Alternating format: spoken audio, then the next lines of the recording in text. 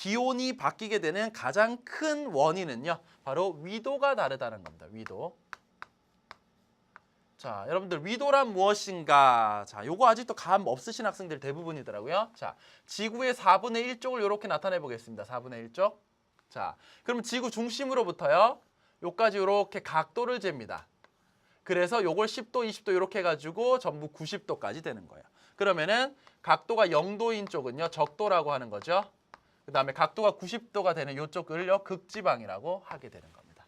자, 그러면은 결국 적도에서 극지방으로 올라갈수록 기온이 어떻게 되는가를 봤더니, 자, 우리 이렇게 햇빛이 멀리서부터 이렇게 똑같은 양이 들어온다라고 봤습니다. 자, 이렇게 봤을 때요, 지금 여기 똑같은 간격입니다. 그러니까 햇빛이 지금 똑같은 양이 오고 있는 거예요. 근데 이게 지구의 면에 닿았을 때는요, 어떻게 바뀌게 되냐면요, 자, 지구의 이 면은 굴곡이 있는 구입니다. 그렇죠? 이렇게 구 모양으로 되어 있습니다. 그러다 보니까 이쪽에서는요, 거의 수직에 가깝게 도달하게 됩니다. 그러면 굉장히 진하게 도달하는 거예요. 근데 반면에 이쪽 지역으로 가게 되면 어떻게 되냐면요, 똑같은 양의 햇빛인데요, 더 넓은 면적에 이렇게 비스듬하게 누워가지고 비치게 됩니다.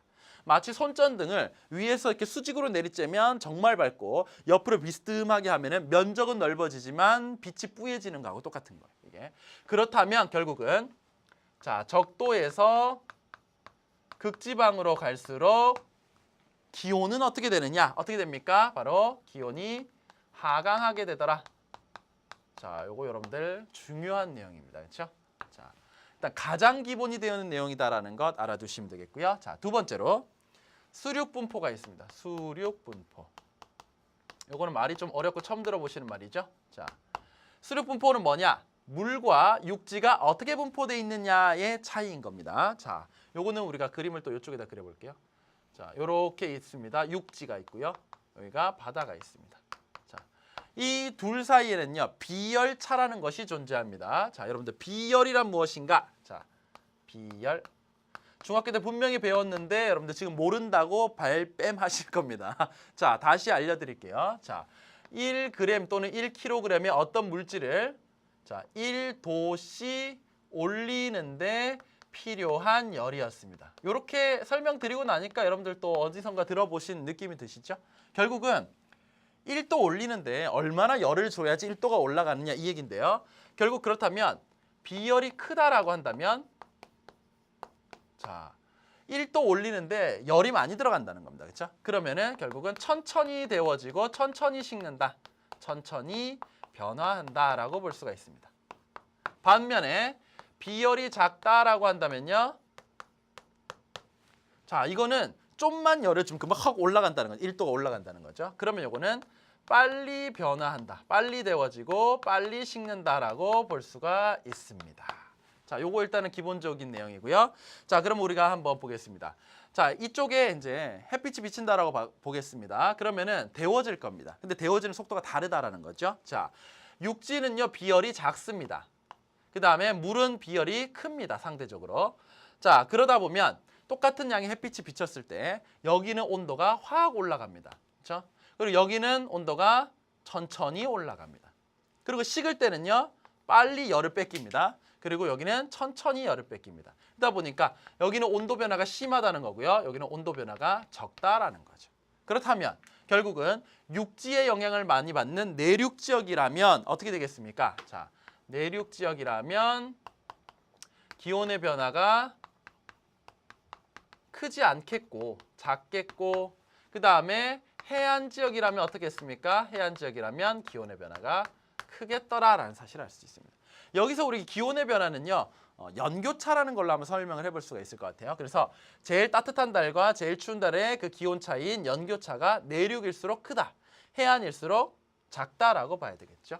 자, 여기 선생님 반대로 써버렸네요. 죄송합니다. 자, 여기 내륙 지역이 기온 변화 크고요, 해안 지역이 기온 변화가 작습니다. 정정합니다. 자, 이렇게 수륙 분포에 따라서 기온의 변화가 차이가 있다라는 거고. 그 다음에 세 번째는요.